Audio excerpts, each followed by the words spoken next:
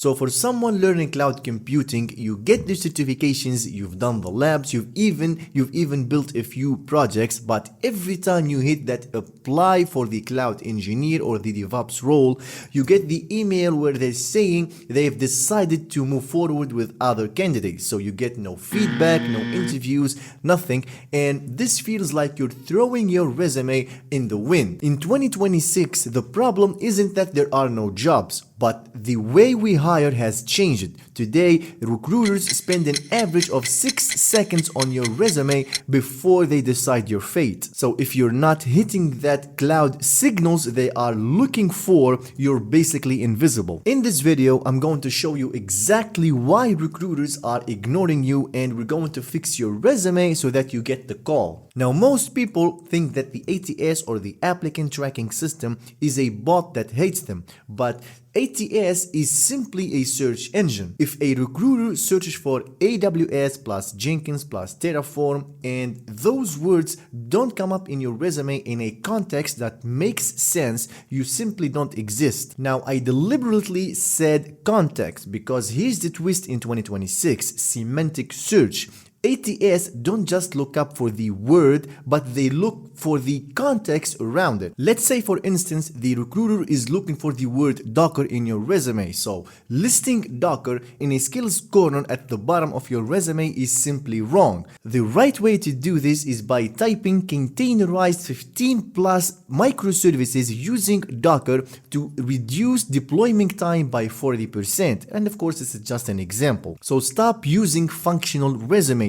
Recruiters hate that. Use instead reverse chronological format. It's the easiest for both the bot and the human to read. Now, this is the number one reason why recruiters click delete. You are listing your responsibilities, not your achievements. If your resume says responsible for managing AWS infrastructure, you've basically told me nothing. You've told me what you did. This is your job description. I want to know how well you did it. Today, we use a formula developed by Google known as the XYZ Formula. Basically, it describes that you have accomplished X as measured by Y by doing Z. Simply writing optimized cloud costs isn't gonna cut it. You need to be specific. For example, you could write reduced monthly AWS spend by $4,000, which is 30%, by implementing automated S3 lifecycle policies and right-sizing EC2 instances using AWS Compute Optimizer. Remember,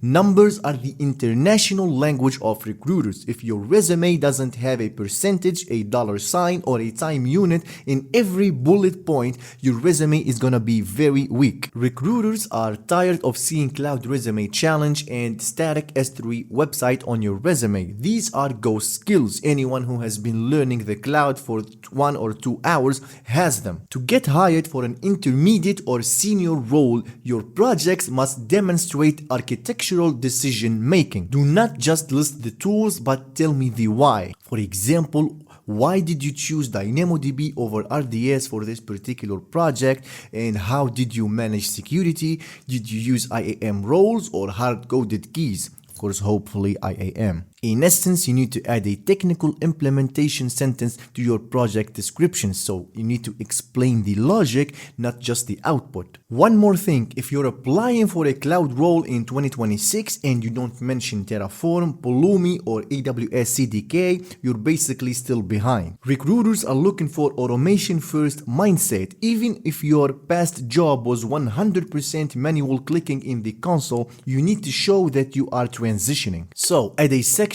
called automation stack near the top and show your experience with CI/CD pipelines like GitHub Actions or GitLab, and of course show that you can work IaC or infrastructure as code, and of course this will instantly move you from the junior pile to the engineer pile.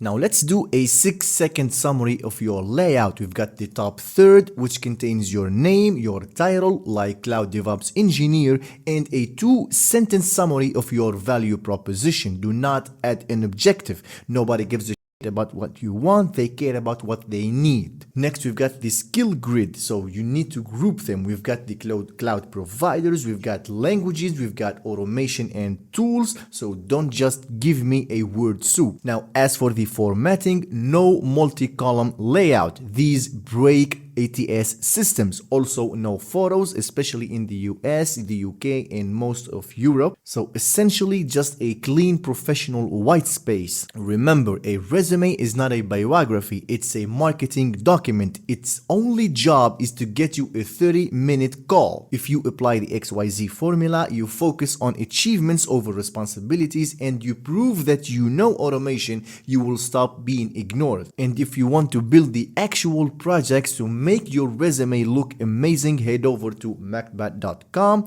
and you will find my cloud courses. That's it for today's video. I hope everything was clear. If you've got any questions, drop them in the comments below. Don't forget to hit that like and subscribe buttons, and I'll see you in the next video.